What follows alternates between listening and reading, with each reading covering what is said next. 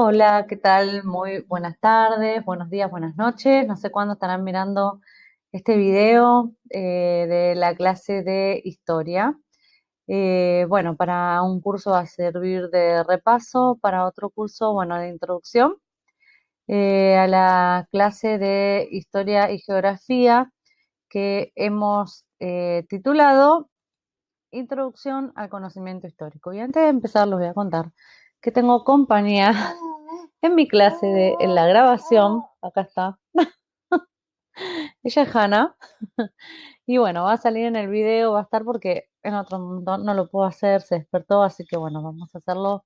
Así ustedes tienen sus clases, ya que no hacemos Zoom ni nada de eso, por lo menos tener estas clases grabadas y poder entender un poquito más los ejercicios que han estado haciendo. Esta clase se titula Introducción al conocimiento histórico. Así que bueno, un paréntesis, si escuchan algún ruidito o algo, nada, está acá.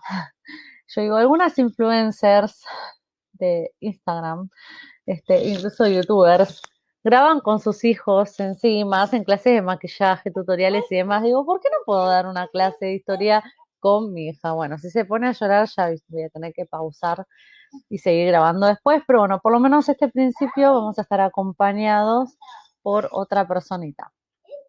Así que bueno, les decía, introducción al conocimiento histórico, ¿sí? Vamos a aprender qué es la historia. Bueno, a veces esta parte se torna un poco aburrida porque es muy teórica, pero bueno, vamos a tratar de que sea lo más interesante posible. ¿Qué es la historia, no? Pero ¿qué es la historia?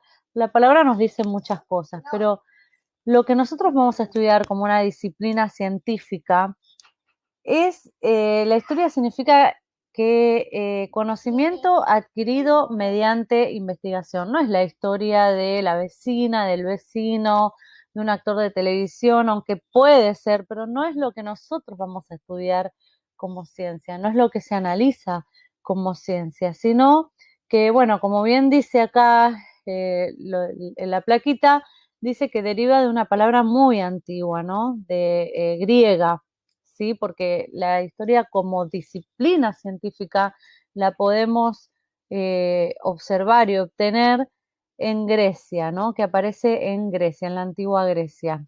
Es un conocimiento específico, no es cualquier historia, no es la historia que me cuenta solamente una persona, ¿sí? Puede ser la historia que me cuentan muchas personas y que la comparo con otra fuente, con otra, y entonces, bueno, se hace todo un proceso de investigación, ¿sí? Tengo que hacer como les dije recién, una investigación. Historia significa también, dice la plaquita, relatos hechos de forma ordenada y en orden cronológico. Yo no puedo contar una historia por el final sin explicar bien cómo fue el principio, ¿no? Tengo que contar absolutamente todo, ¿sí? De forma ordenada para que se pueda entender mejor, para poder entender qué pasó, por qué pasó, para qué, ¿sí? Porque también tiene una utilidad. La historia no es algo que está alejado de nuestras vidas. Esta materia no es una materia que solamente estudiamos lo que le pasó a otra gente y a mí no me influencia nada. No, sí, sí, todo lo que ha pasado de alguna manera tiene que ver con mi vida cotidiana. La historia es parte de mi vida. Yo tengo una historia. De hecho, les hice hacer en el ejercicio la línea del tiempo de su historia de vida, ¿no? Ustedes tienen una historia. Nacieron, estudiaron, crecieron, se casaron muchos, tuvieron hijos algunos. Bueno, y todo lo que nos pasa en nuestra vida es un suceso de hechos que forman nuestra historia personal. Y así a nivel mundial, así a nivel país. Pero cuando yo quiero investigar, estudiar la historia, estudiar qué es, ¿sí? Hay una manera de hacerlo y esa manera de hacerlo se llama ciencia, ¿sí? Vamos a ver por qué también es una ciencia la historia.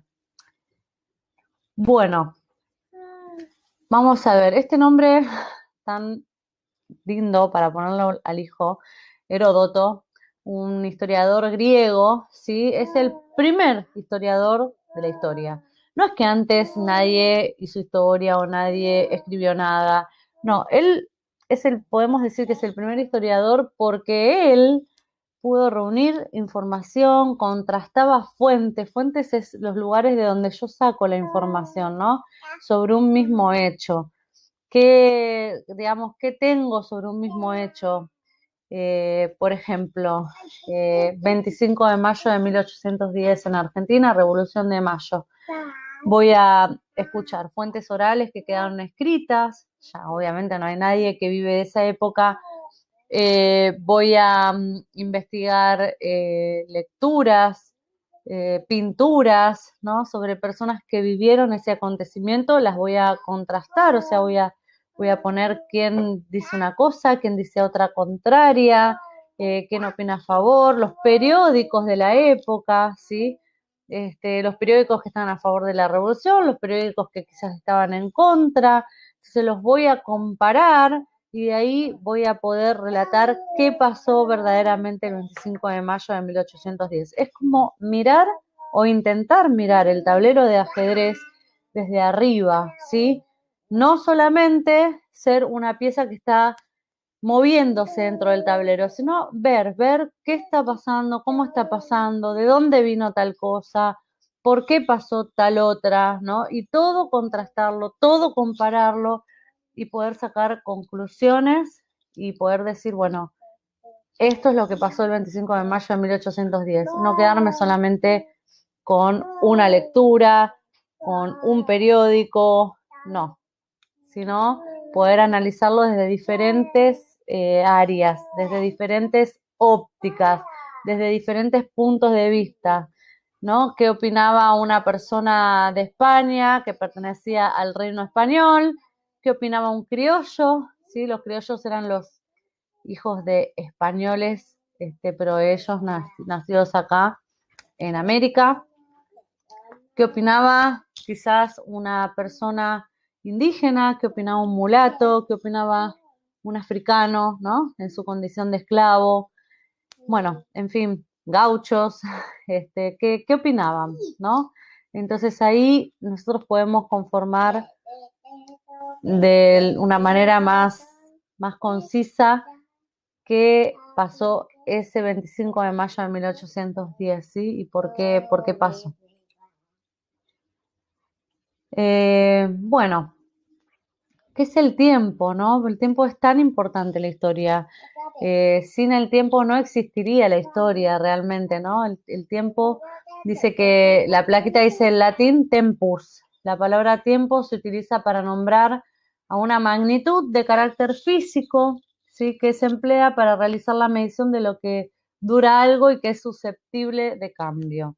Nosotros tratamos de medir el tiempo, se puede medir realmente, porque de hecho lo hacemos, el día tiene 24 horas, separamos en semanas, en meses, bueno, muchas sociedades lo hicieron, la sociedad maya, bueno, muchísimas sociedades tuvieron su manera de medir el tiempo.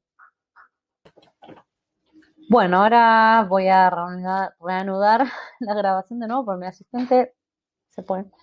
Mi pequeña asistente, mini asistente.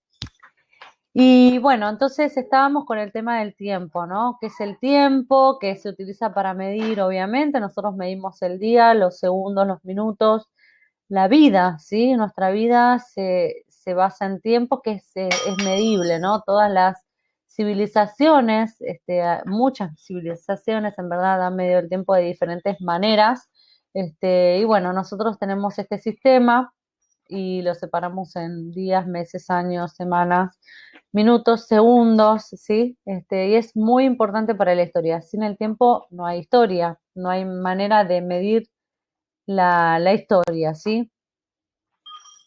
¿Para qué sirve la historia, no? Porque decís, bueno, ¿para qué me sirve estudiar historia en el secundario, en el CENS, en la universidad? ¿Para qué sirve la historia? Bueno, además de reforzar, dice la placa, nuestra identidad como miembros de la comunidad argentina, o sea, nos da identidad, sabemos quiénes somos, de dónde venimos, a dónde vamos, cómo se formó nuestro país, de dónde vienen nuestros antepasados, bueno, la historia, la cultura, ¿sí? Además, comprendemos mejor acontecimientos actuales, ¿sí? Y las consecuencias, ¿no? De esos hechos del pasado. Muchas decisiones, por ejemplo, en economía, de hace 20, 30, 40 años atrás, impactan hoy, aunque no se pueda creer, pero impactan en la economía actual de la Argentina. La cultura que han traído muchos inmigrantes de diferentes países, de diferentes regiones, y cómo se fue construyendo toda esa comunidad, cómo nos fuimos construyendo, hace que las personas, de acuerdo a su idiosincrasia, tomen decisiones, ¿sí? Y esas decisiones tengan consecuencias en la vida actual de cada uno de nosotros, ¿no? Y bueno, la historia nos ayuda a eso, ¿no? A comprender por qué estamos como estamos, por qué llegamos acá, por qué es esta situación, ¿no? Es como nuestra vida personal. Nosotros tomamos decisiones de acuerdo a diferentes oportunidades que se nos dan y tomamos diferentes decisiones que impactan en nuestra vida, ¿verdad? Impactan en cómo estamos hoy, ¿sí? No somos productos del azar, sino que somos productos también de nuestras propias decisiones, de nuestras propias acciones, ¿sí? Y también impactamos en la vida de otros realmente, en la vida de los que nos rodean. Lo mismo es la historia, ¿sí? En nuestro país, en el mundo y demás. Después dice que podemos conocer cómo era la época en que vivieron nuestros antepasados, nuestros abuelos. O sea, la época en la que vivieron mis bisabuelos es pero tan diferente a la actual. Mis abuelos pudieron, por ejemplo, arañar un poco lo que fue Internet, pero no se sentaron en una computadora a conectarse a través de Internet. Hoy los abuelos la utilizan y bastante, y más en este contexto de pandemia, sí, es una necesidad ya hoy en día Internet, los medios de comunicación, un celular, por ejemplo, ¿no? Algo que no existía ni cuando yo tenía 15 años, ¿no? Un simple celular y que al principio era solo para llamarse, después se agregaron los mensajes de texto y después cuando revolucionó todo, cuando se agregó internet al celular y se convirtió y hoy es una mini computadora muchas veces, ¿no?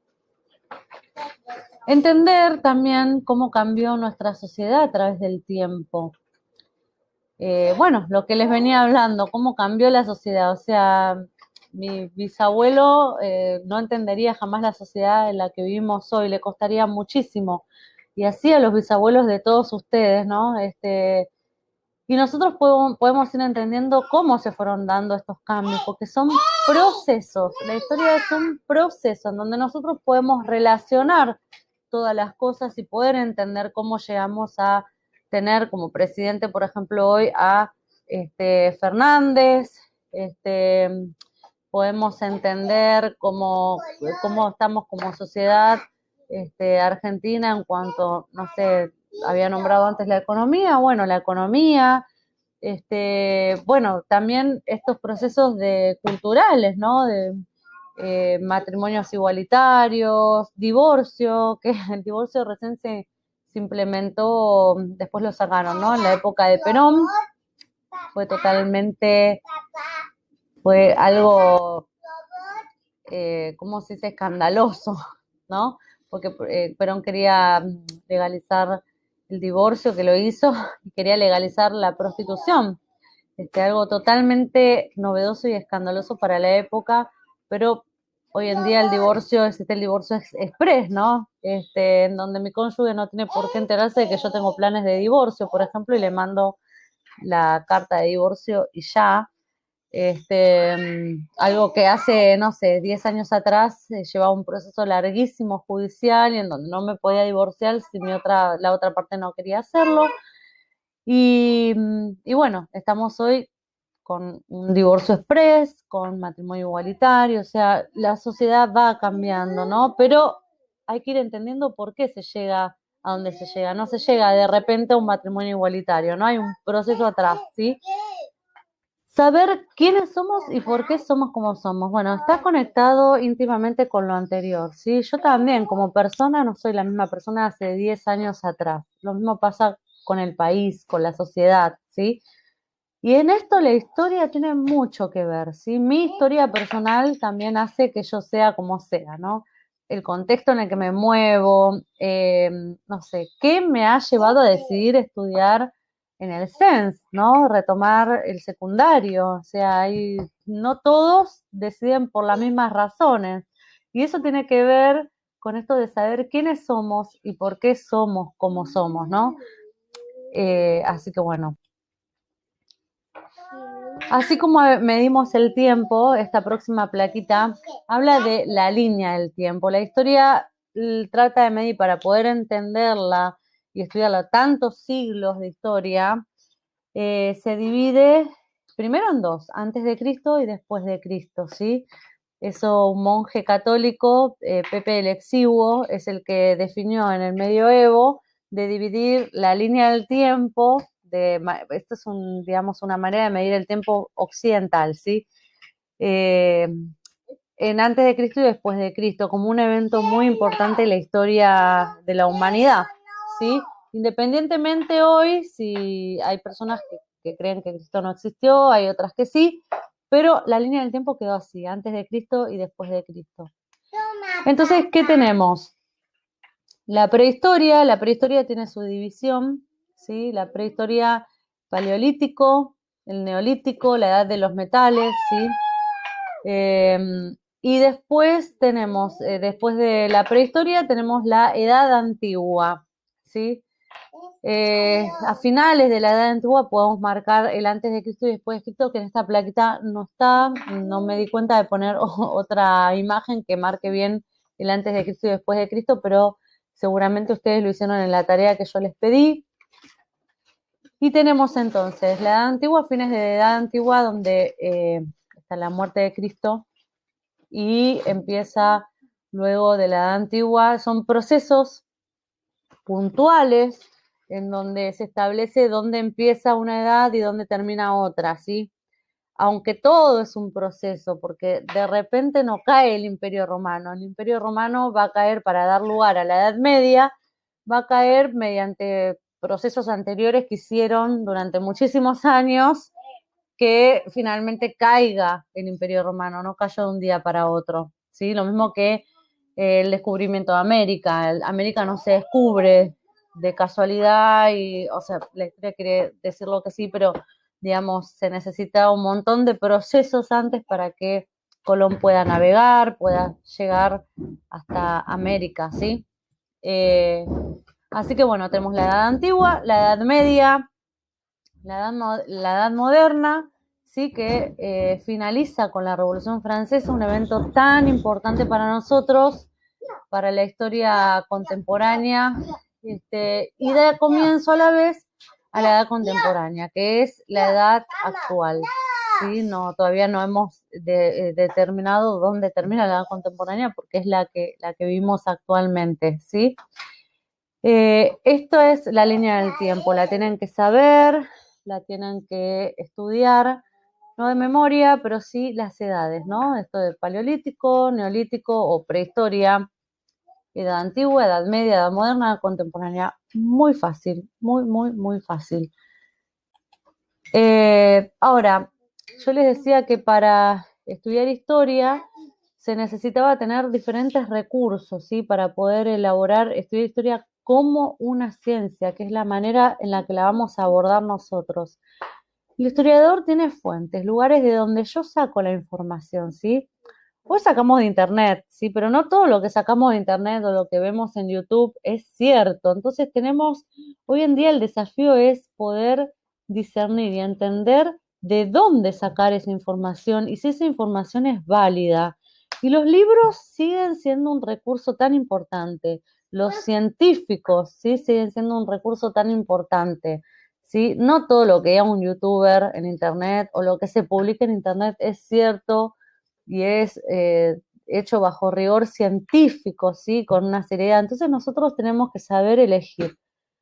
No puedo entender de la misma manera algo que me dice el CONICET, ¿sí? Que es una fuente de rigor científico, ¿sí? De lo que me dice un youtuber, que nada, no lo conocemos, no sabemos qué títulos tiene, ¿sí? Entonces, tenemos que saber elegir la información. Ese es el desafío actual, porque estamos sobreinformados actualmente. Entonces, un historiador serio, una persona que quiere hacer historia, va a tener diferentes fuentes. Primero son las primarias, ¿no? Que son los restos del pasado de los que se parte para reconstruir los hechos. Existen diferentes tipos de fuentes primarias, que son las escritas, cartas, libros, decretos, diarios de personas, novelas, ¿sí? Entonces nosotros tenemos estas fuentes primarias en donde yo les decía, si quiero estudiar Revolución de Mayo, también voy a estudiar qué dicen los periódicos, qué dicen diferentes diarios personales que se utilizaban muchísimos en esa época, cartas que se enviaban las personas, ¿sí? Y eso me va a ayudar a poder reconstruir la historia, ¿sí? El 25 de mayo o lo que fue la Revolución de Mayo. Orales, ¿sí? Fuentes orales. Orales es de hablar, ¿sí? O sea, leyendas, tradiciones, relatos de un suceso histórico de los protagonistas que aún viven. Las fuentes orales se revelan a través de entrevistas. Entonces, nosotros podemos entender las diferentes épocas a través de leyendas, a través de poesías, a través de poemas, ¿sí? O sea, hay muchísimas maneras de poder entender la forma de vivir de una sociedad, ¿sí? Las tradiciones, ¿sí? No es lo mismo las tradiciones japonesas y la historia de Japón que las tradiciones argentinas. Nosotros tenemos diferentes tipos de tradiciones que tienen que ver con diferentes tipos de inmigraciones y la mezcla que se dio, ¿no?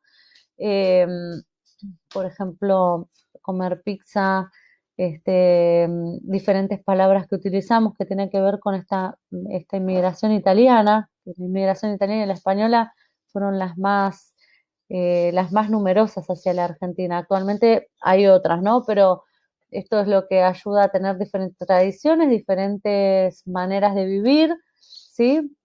Y cuando se trata de un hecho, un suceso que, por ejemplo, el Holocausto, Segunda Guerra Mundial, ¿sí? Sobrevivientes del Holocausto, que quedan pocos ya, se los puede entrevistar y se puede recrear lo que pasó durante la Segunda Guerra Mundial a través de los relatos de esas personas, más detalladamente, la última dictadura militar en Argentina. Podemos entrevistar a un montón de personas que han sido sobrevivientes, ¿no? Del terrorismo de Estado eh, y saber qué pasó en los centros clandestinos, por ejemplo, ¿sí? Esas son las entrevistas que se pueden hacer para poder reconstruir lo que pasó, pero yo no puedo reconstruir lo que pasó solamente en base a entrevistas, tengo que también analizar otros aspectos. En el caso de los centros clandestinos de detención en Argentina, en la última dictadura militar, están los centros mismos, ¿no? La ESMA, por ejemplo, ir, verlo, bueno, hay publicidades también, hay un montón de herramientas en las que se puede elaborar ese suceso, estudiarlo y poder saber lo que pasó realmente. Bueno, también materiales fósiles, obras de arte, fotografías, edificios, vestidos, ¿sí? Eso también me va a dar pistas de lo que pasó, que yo puedo reconstruir la historia, ¿sí? Fuentes audiovisuales, películas, grabaciones, programas de televisión.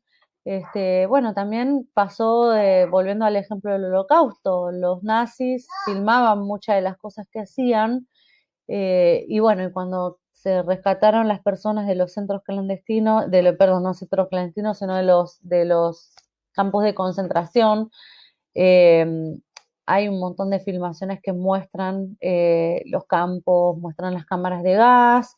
Bueno, son ejemplos muy puntuales, ¿no? Y también tenemos, estas son todas las que les mencioné, las fuentes primarias. Tenemos las secundarias, que son los trabajos de otros investigadores. A todo lo anterior, no es que yo elijo una de estas fuentes nada más para hacer historia, no. Tengo que tomar todas estas fuentes de ser posible para poder reconstruir un hecho, Y además, siempre va a haber personas que hayan estudiado el hecho o algunas personas que hayan estudiado el hecho, investigado o lo que sea. Entonces yo recurro a estos historiadores para poder contrastar lo que tengo yo y lo que dicen esos otros investigadores, ¿sí? No es tan sencillo hacer historia. Entonces, podríamos afirmar que la historia es una ciencia. Ciencia significa conocimiento, ¿sí? La historia es una ciencia interdisciplinaria, o sea, utiliza diferentes disciplinas y recurre al aporte de otras ciencias para estudiar y validar sus propias conclusiones, las cuales son economía, psicología, sociología, ¿por qué no biología también, no? Eh, Hay muchísimas otras ciencias que ayudan, la geografía, ¿sí? Ayudan muchísimo a poder, colaboran, o sea, la historia utiliza estas ciencias para poder hacer historia, para recrear un hecho, o sea, no es tan sencillo. Hay otras ciencias que son auxiliares de la historia. La epigrafía, que estudia e interpreta las inscripciones. Numismática, que es el estudio de las medallas, las monedas antiguas. Eh, las monedas antiguas hablan mucho acerca de las sociedades en donde se utilizaron. La paleontología, que estudia los seres vivos de épocas antiguas a partir de sus restos fósiles, por ejemplo, dinosaurios, ¿sí? Por ejemplo, momias, ¿sí? La paleografía, que estudia los documentos antiguos, hay muchísimos, incluso grabados en piedras. La genealogía, que se encarga de estudiar la ascendencia y descendencia de una persona o familia, por ejemplo, los reyes, ¿sí? Nosotros mismos tenemos una genealogía, un árbol genealógico, nos da identidad.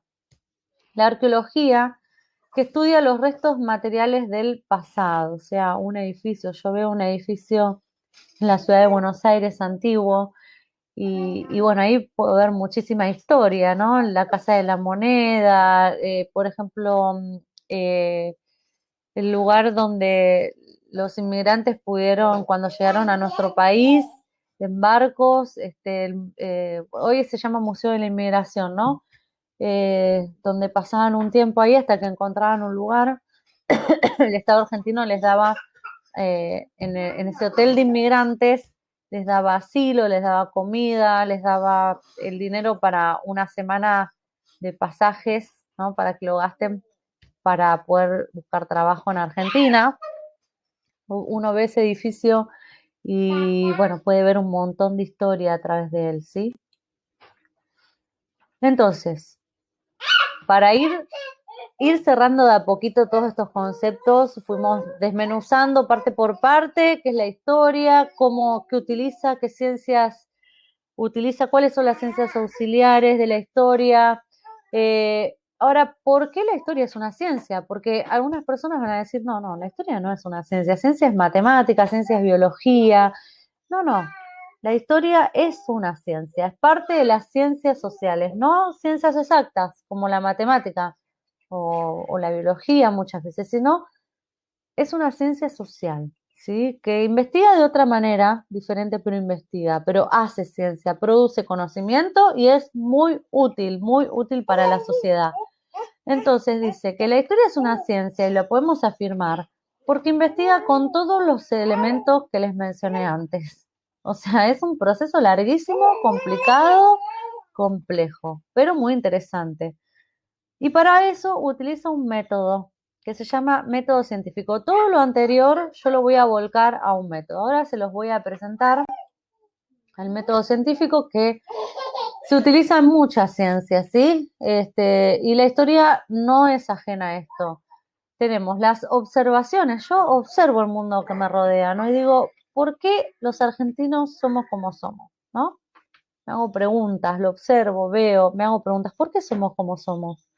¿Por qué decidimos cosas de cierta manera? ¿Por qué nuestra economía está esta? ¿Por qué la grieta? La famosa grieta que tenemos actualmente, ¿no? Grieta política. Entonces genero diferentes hipótesis, ¿no? Después vamos a ver qué es la hipótesis. Acá tengo a mi asistente que quiere volver. Este, Entonces generamos diferentes hipótesis. ¿Por qué será lo de la grieta? Porque, no sé, no se ponían de acuerdo en el pasado, porque, digamos, una hipótesis yo lo afirmo algo que voy a investigar, ¿sí? Por las diferentes doctrinas políticas e ideológicas. Bueno, puedo generar un montón de hipótesis diferentes y experimentar. ¿Cómo experimento en historia? Bueno, de la manera que les dije anteriormente, investigo a través de todas esas fuentes primarias y secundarias, ¿sí?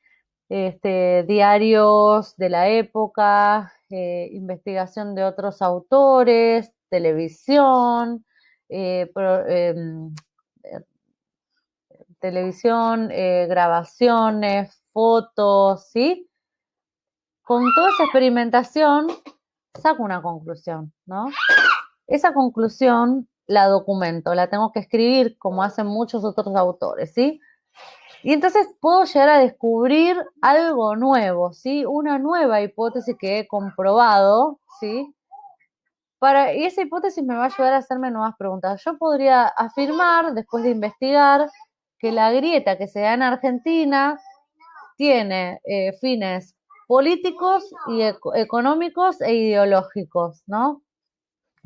Y que su origen tiene que ver con las diferentes posturas acerca de las diferentes posturas que existen acerca de la interpretación de la realidad política basada en la izquierda y la derecha. Por ejemplo, no estoy tirando cualquier cosa, pero para que entiendan un poco, si es que se entiende, espero que se entienda, cualquier cosa me preguntan en YouTube, abajo en las preguntas o en el Classroom. Pero bueno, yo puedo sacar una nueva conclusión, sí, porque esto de la grieta y la división en la sociedad argentina está sumamente estudiada, pero yo creo que le falta una vuelta de tuerca. Entonces, a partir de lo que yo investigo, hay otra gente que puede hacerse nuevas preguntas. Y el objetivo de todo esto es seguir aprendiendo, entender la sociedad actual, ¿sí? La ciencia es la rama del saber humano, es conocimiento constituida por el conjunto de conocimientos objetivos y verificables sobre una materia determinada, que son obtenidos mediante la observación, ¿sí? Observo lo que pasa, y la experimentación, ¿sí? A ver, ¿qué quiere decir esto? Cuando yo hago ciencia o investigo sobre la grieta en historia, ¿no? La grieta actual en Argentina, yo no puedo opinar desde, pónganle que yo tenga una postura de derecha, desde mi postura de derecha, o tengo una postura de izquierda, no sé, soy más peronista o kirchnerista, no puedo ponerme a hacer ciencia e investigar desde esa postura. Tengo que tratar de ser lo más objetiva posible, sacar todo lo que yo pienso y solamente concentrarme en los hechos concretos, ¿sí? Eh, Eso es un verdadero científico, ¿sí? No puedo, si yo después quiero hacer un libro de opinión, es otra cosa. Pero si yo quiero ser una persona objetiva y un científico serio, tengo que sacar mis propias subjetividades y ser objetiva. En historia es a veces un poco difícil, pero no es imposible, ¿sí? Y es el objetivo que tiene todo historiador, ¿no? Ser lo más objetivo posible. Entonces, es también la ciencia la explicación de sus principios y causas y la formulación y verificación de hipótesis, ¿sí? Yo formulo hipótesis, como les decía antes, pero las tengo que verificar. Puede ser que sean verdaderas las hipótesis o puede ser que sean falsas, ¿sí? Entonces, tengo que utilizar para hacer ciencia este método científico del cual estábamos hablando. Y tengo que sistematizar los conocimientos, ¿sí? No es que es de manera desordenada, porque sí, no, los tengo que sistematizar, ordenarlos, ¿sí? Eso es la ciencia, si no es tan sencillo. ¿Qué es una hipótesis? Que venimos hablando y hablando y hablando. Es una suposición hecha a partir de unos datos que sirve de base para iniciar una investigación o una argumentación, ¿sí? Eso es una hipótesis, ¿sí? Por ejemplo, el coronavirus, ¿no? Este virus que nos mantiene de esta manera tan virtual, este, hay muchas hipótesis acerca de cómo se originó, ¿sí? Ahora va a ser trabajo de la ciencia poder afirmar y establecer realmente cómo se inició el coronavirus, ¿sí? Eso va a ser trabajo de la ciencia. Para poder hacer ciencia histórica, de historia reciente, de algo que pasó hace poco, hay que dejar pasar 15 años, ¿sí? Y recién ahí uno puede abordar de una manera más objetiva y no subjetiva lo que pasó, ¿sí? Lo que pasó y tratar de reconstruir por qué y las consecuencias, ¿sí? Que eso tiene en la sociedad. Bien. Teoría, ¿sí? Porque también en la ciencia hay teorías. Hipótesis y teoría no es lo mismo, porque la hipótesis no está comprobada. La hipótesis es una argumentación que yo hago para poder ver si la puedo comprobar si es verdadera o falsa. La teoría es un conjunto de supuestos, son supuestos, o sea, pueden ser hipótesis, pueden ser conjuntos de hipótesis, a partir de los cuales, mediante ciertas reglas o razonamientos, es posible deducir otros hechos. La palabra deriva del griego theorim, que es observar. Una teoría científica es un sistema abstracto, hipotético, deductivo que constituye una explicación o descripción científica a un conjunto relacionado de observaciones o experimentos. Una teoría científica está basada en hipótesis o supuestos verificados por grupos de científicos individuales. En ocasiones, un supuesto no resulta directamente verificable, pero sí la mayoría de sus consecuencias. Un ejemplo para traducir esto, un ejemplo de esto es la teoría de la evolución, ¿sí? O sea, parecería muy cierta, hay un montón de cosas, de consecuencias que se ve, cráneos, y un montón de cosas que se pueden verificar, pero no podemos decir que la evolución es una verdad absoluta, no se ha comprobado. Es una teoría muy fuerte, muy que se puede ser verificable las consecuencias, pero todavía, digamos, no se puede decir que es una verdad absoluta, que es lo que busca la ciencia, ¿sí? Verdades absolutas.